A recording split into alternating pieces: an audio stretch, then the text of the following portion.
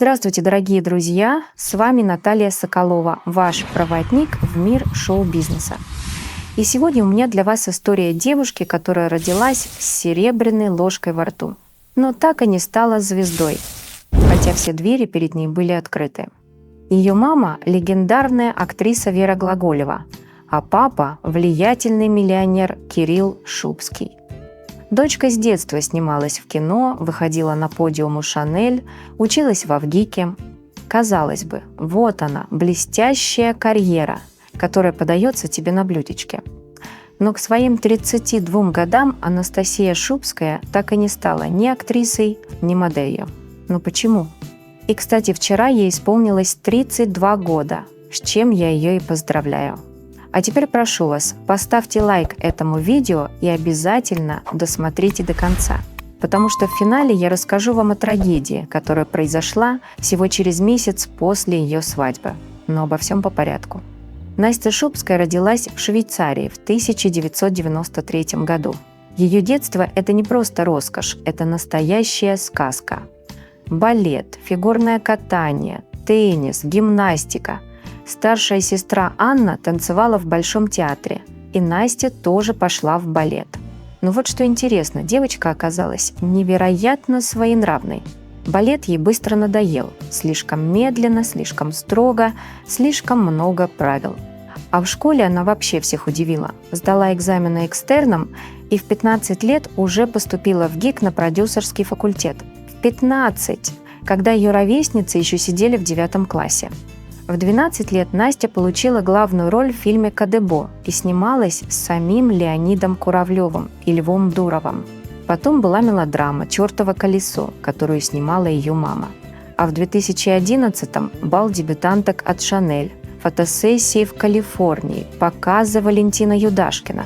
Все думали, вот она, новая звезда. Дочь Глаголевой пойдет по ее стопам. Но сама Вера Витальевна отговорила дочь от актерской карьеры. Она ей посоветовала выбрать что-то более стабильное.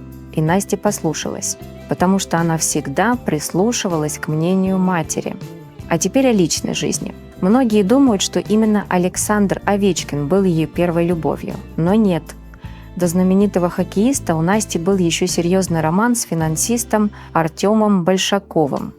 В 2014 году на День Святого Валентина он подарил ей кольцо с бриллиантом в 3 карата и сделал предложение.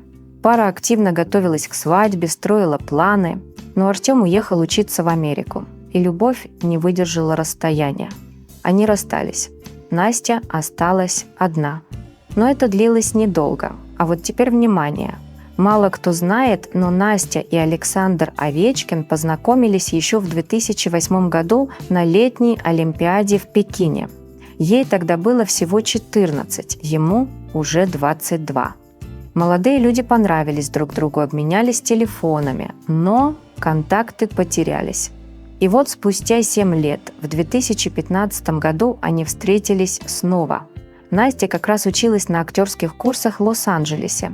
И Овечкин сам нашел ее и возобновил общение. Он присылал ей любимые пионы, милые подарки, например, игрушечную овечку. Понятен подтекст.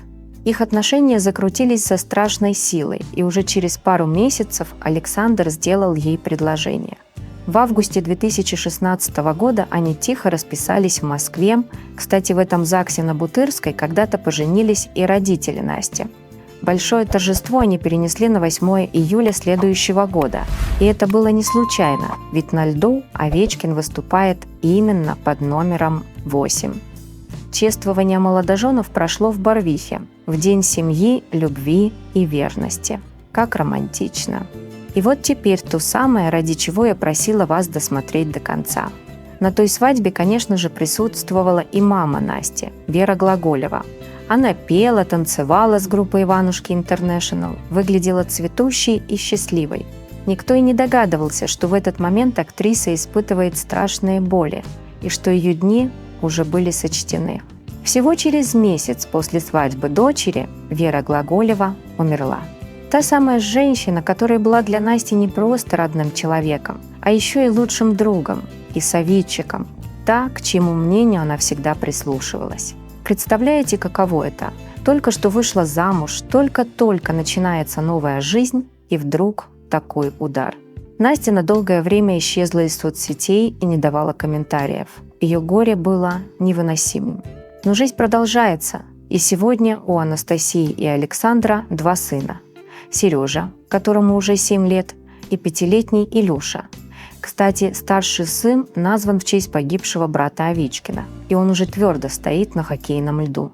Семья живет в огромном доме под Вашингтоном. Там 5 спален, 6 ванных и почти 1000 квадратных метров. Представляете масштабы?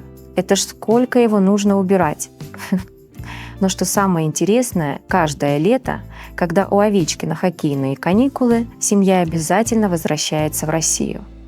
Кстати, Настя не сидит на шее у мужа. Она развивает собственный ресторанный и бьюти-бизнес в Москве, управляя им удаленно. Она активно занимается спортом, ежедневно ходит в тренажерный зал, танцует на пилоне и бегает. После 2 родов она набрала 21 килограмм, но благодаря тренировкам быстро пришла в форму. А еще она решила попробовать себя в музыке, и ее продюсером стала сама Любовь Успенская, которая когда-то дружила с Верой Глаголевой. Настя записывает песни, и несмотря на отсутствие музыкального образования, у нее уже вышли треки «Кабриолет» и «Пропадаю я». Кстати, кто-то их слышал? Поделитесь, как вам? На днях Анастасия сварила борщ для всей команды Вашингтон Capitals, ведь она поддерживает мужа как может. Ее часто можно увидеть на трибунах с детьми, а сам Овечкин говорит о ней так: «Настя меня понимает, поддерживает и делает все, чтобы мне было комфортно».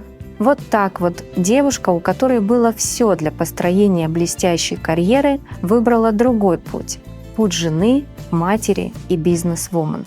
Она не стала звездой сама, но стала опорой для одного из величайших хоккеистов всех времен. Как думаете, правильно ли поступила Вера Глаголева, отговорив дочь от актерской карьеры? Жду вас в комментариях и не забудьте поставить лайк, если было интересно.